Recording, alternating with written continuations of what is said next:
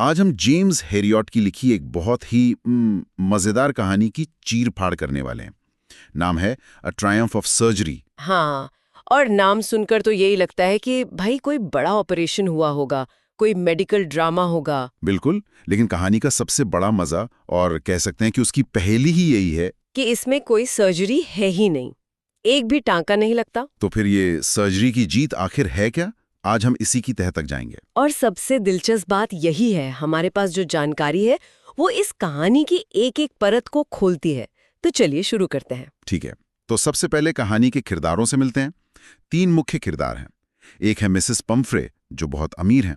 दूसरे हैं उनके मतलब दिल के टुकड़े, ट्रिकी, एक छोटा सा कुत्ता। और तीसरे हैं हमारे नैरेटर डॉक्टर हैरियट, जो जानवरों के डॉक्टर हैं। और देखिए, ट्रिकी कोई ऐसा वैसा कुत्ता नहीं है, वो अपनी मालकिन के लाड़ प्यार का जीता जागता सबूत है। जीता जागता या कहें कि मोटा होता हुआ सबूत है। बहुत मोटा, सुस्त। इतना सुस्त कि वो थोड़ा सा चलने पर ही हाफने लगता था। खेल कूद तो जैसे भूल ही गया था। यहाँ एक बात समझनी होगी, मिसेस पम्फ्रे का इरादा बुरा नहीं था। वो तो सोचती थी कि ये सब खिलाना उनके प्यार का प्रतीक है। हाँ, यही तो कहानी का असली मुद्दा छिपा है कि कैसे हद से ज्यादा प्यार भी नुकसानदेह हो सकता है। सही बात है। तो कहानी में आते हैं डॉक्टर हैरियट।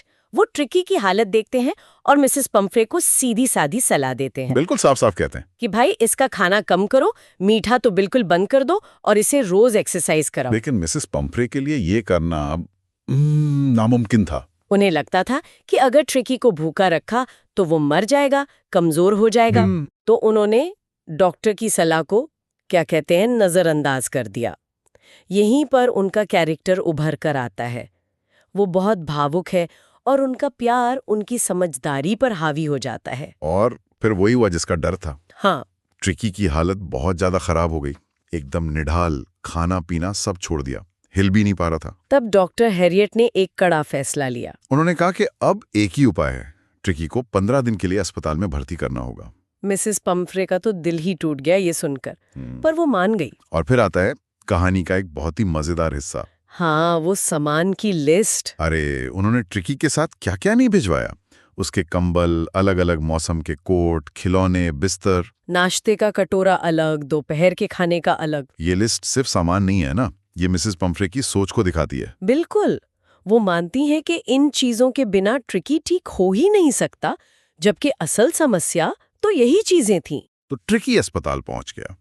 अब सवाल ये कि उसकी सर्जरी कैसे हुई। यहाँ कहानी में एक बहुत बड़ा ट्विस्ट आता है। डॉक्टर हैरियट उसे कोई दवा नहीं देते, कोई दवा नहीं? एक भी नहीं।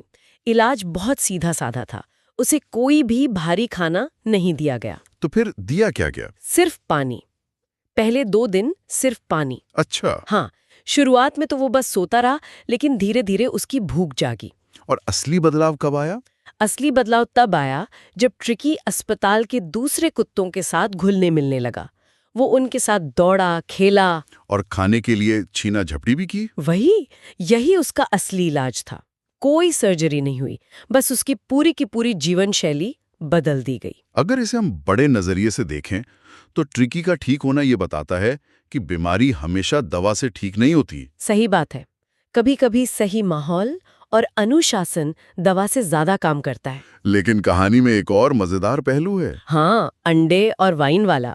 जब ट्रिकी अस्पताल में था, मिसेस पम्फ्रे उसकी ताकत के लिए रोज पहले तो अंडे भिजवाती थी, 2 दर्जन रोज। उन्हें लगता था कि ये सब ट्रिकी को दिया जा रहा है, पर असल में तो डॉक्टर हैरियट और उनका स्टाफ मजे ले रहा था। बिल्कुल, उनका नाश्ता शानदार हो गया था। फिर जब उन्हें लगा कि अंडों से काम नहीं बन रहा, तो वाइन की बोतलें आनी शुरू हो गईं। ताकि ट्रिकी का खून बने, और डॉक्टर साहब के लंच का भी इंतजाम हो गया। और हद तो तब हुई जब उन्होंने ब्रांडी भेजनी शुरू कर दी। हाँ, तब तो डॉक्टर हैरियट मजाक में सोचते भी हैं कि ट्रिकी को हमेशा के लिए अपना परमानेंट मेहमान बना लें। ये पूरा किस्सा कहानी के शीर्षक को एक तरह से व्यंग्यात्मक बना देता है ना? बिल्कुल, क्योंकि 2 हफ्तों के बाद जब मिसेस पम्फ्रे पूरी तरह से बदले हुए, फुर्तीले और स्वस्थ ट्रिकी को देखती हैं, तो वो भावनाओं में बहकर कहती हैं, oh mister Harriet, this is a triumph of surgery. मतलब ये तो सर्जरी की जीत है। उन्हें लगता है कि किसी बड़े ऑपरेशन से उनका कुत्ता ठीक हुआ है, जबकि सच्चाई ये है कि जीत सर्जरी की नहीं, बल्कि अनुशासन और कॉमन सेंस की हुई थी। बिल्कुल। तो इस पूरी चर्चा का मतलब क्या है? ये कहानी हमें कुछ बहुत जरूरी बातें सिखाती है। पहली, कि प्यार और लाड़ प्यार में एक बहुत महीन रेखा होती है। और दूसरी, एक अनुशासित जीवन शैली किसी भी दवा से ज्यादा असरदार हो सकती है। और तीसरी, जो मुझे लगता है सबसे जरूरी है, कि कभी-कभी समस्या का समाधान करने से बेहतर होता है कि समस्या को पैदा ही ना होने दिया जाए। सही कहा। और ये एक बहुत महत्वपूर्ण सवाल भी उठाता है जिस पर सोचना चाहिए। क्या? कहानी तो एक जानवर की देखभाल के बारे में है, लेकिन क्या ये हमारे इंसानी रिश्तों पर भी लागू नहीं होती? अच्छा, मतलब? क्या हम कभी-कभी प्यार और देखभाल के नाम पर अपने प्रियजनों की आजादी को या उनके खुद से सीखने की क्षमता को सीमित तो नहीं कर देते? जैसे मिसेस पंफ्रे ने ट्रिकी के साथ किया? हाँ, क्या हम प्यार के नाम पर अपने बच्चों को या अपने किसी करीबी को हर मुश्किल से बचा कर, उनकी हर जरूरत पूरी करके, अनजाने में उन्हें ट्रिकी की तरह कमजोर और दूसरों पर निर्भर तो नहीं बना रहे? ये तो सोचने वाली बात है। कभी-कभी किसी की मदद करने का सबसे अच्छा तरीका शायद ये होता है कि हम थोड़ा पीछे हट जाएं। और उन्हें अपनी लड़ाई खुद लड़ने दें। शायद असली जीत या ट्रायम्फ